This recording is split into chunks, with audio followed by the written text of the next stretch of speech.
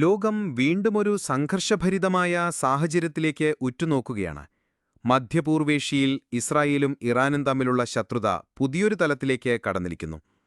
കഴിഞ്ഞ കുറച്ച് ദിവസങ്ങൾക്കുള്ളിൽ ഇസ്രായേലിന് നേരെ നടന്നത് അഭൂതപൂർവമായ മിസൈൽ ആക്രമണങ്ങളാണ്. 300-ലധികം മിസൈലുകളും ഡ്രോണുകളുമാണ് ഇസ്രായേലിന്റെ ആകാശത്തേക്ക് പാഞ്ഞെത്തിയത്. വീടുകൾ തകർന്നു, നിരപരാധികൾക്ക് ജീവൻ നഷ്ടമായി. എന്താണ് യഥാർത്ഥത്തിൽ സംഭവിക്കുന്നത്? ഈ ആക്രമണത്തിന്റെ വ്യാപ്തി എത്രത്തോളമുണ്ട്? നമുക്ക് വിശദമായി പരിശോധിക്കാം. ഇസ്രായേലിന്റെ പ്രതിരോധം. വർഷങ്ങളായി ഇസ്രായേൽ കെട്ടിപ്പൊക്കിയ ഒരു ബഹുതല പ്രതിരോധ കവചം അവർക്കുണ്ട്.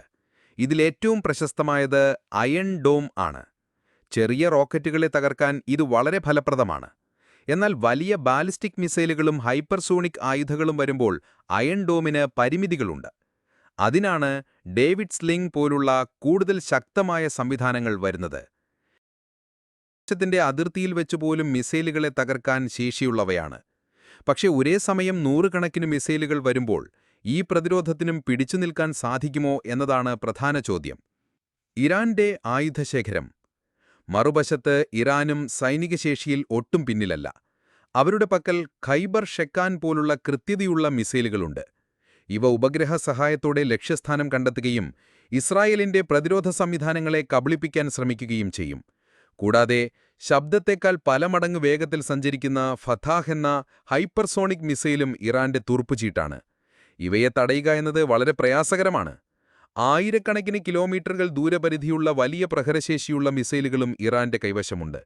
ഇവയിൽ പലതും വളരെ പെട്ടെന്ന് വിക്ഷേപിക്കാൻ സാധിക്കുന്ന ഖര ഇന്ധനം ഉപയോഗിക്കുന്നവയാണ്. അതായത് പ്രതികരിക്കാൻ ഇസ്രായേലിന് വളരെ കുറഞ്ഞ സമയം മാത്രമേ ലഭിക്കൂ. ആക്രമണത്തിന്റെ പ്രത്യാഘാതങ്ങൾ. ഈ ആക്രമണങ്ങളുടെ ഫലമായി ടെൽ അവീവ്, ഹൈഫ പോലുള്ള ഇസ്രായേലിലെ പ്രധാന നഗരങ്ങളിൽ വരെ നാശനഷ്ടങ്ങളുണ്ടായി. 90% മിസൈലുകളെയും തകർത്തു എന്ന് ഇസ്രായേൽ അവകാശപ്പെടുമ്പോഴും ലക്ഷ്യത്തിലെത്തുന്ന ചെറിയ ശതമാനം മിസൈലുകൾ പോലും വലിയ നാശമാണ് വിതയ്ക്കുന്നത്. ഇറാന്റെ പുതിയ തന്ത്രം ഒരേ സമയം പല ദിശകളിൽ നിന്നും പലതരം ആയുധങ്ങൾ ഉപയോഗിച്ച് ആക്രമിക്കുക എന്നതാണ്. ഇത് ഇസ്രായേലിന്റെ പ്രതിരോധ സംവിധാനത്തിന് വലിയ സമ്മർദ്ദമുണ്ടാക്കുന്നു. അന്താരാഷ്ട്ര ഇടപെടലും സഹായവും. ഈ പ്രതിസന്ധിയിൽ അമേരിക്ക ഇസ്രായേലിന് ശക്തമായ പിന്തുണ നൽകുന്നുണ്ട്. അമേരിക്കയുടെ താഡ് എന്ന അത്യാധുനിക മിസൈൽ പ്രതിരോധ സംവിധാനങ്ങൾ ഇസ്രായേലിൽ വിന്യസിച്ചിട്ടുണ്ട്. അമേരിക്കൻ വിമാനവാഹിനി കപ്പലുകളും യുദ്ധവിമാനങ്ങളും മേഖലയിൽ സജീവമാണ്. കൂടാതെ ജോർദാൻ പോലുള്ള ചില അറബ് രാജ്യങ്ങളും ഇറാനിയൻ ഡ്രോണുകളെയും മിസൈലുകളെയും തടയാൻ ഇസ്രായേലിനെ പരോക്ഷമായി സഹായിക്കുന്നുണ്ട്.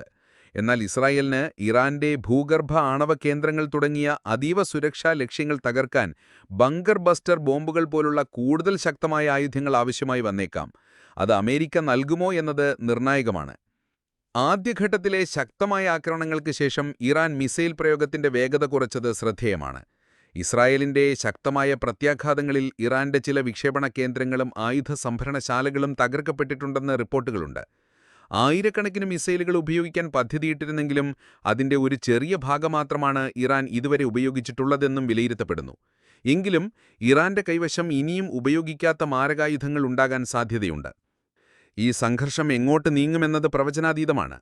ഇരുപക്ഷവും കൂടുതൽ ശക്തമായ തിരിച്ചടികൾക്ക് തയ്യാറെടുക്കുകയാണോ, അതോ അന്താരാഷ്ട്ര സമൂഹം ഇടപെട്ട് ഒരു വലിയ യുദ്ധം ഒഴിവാക്കുമോ?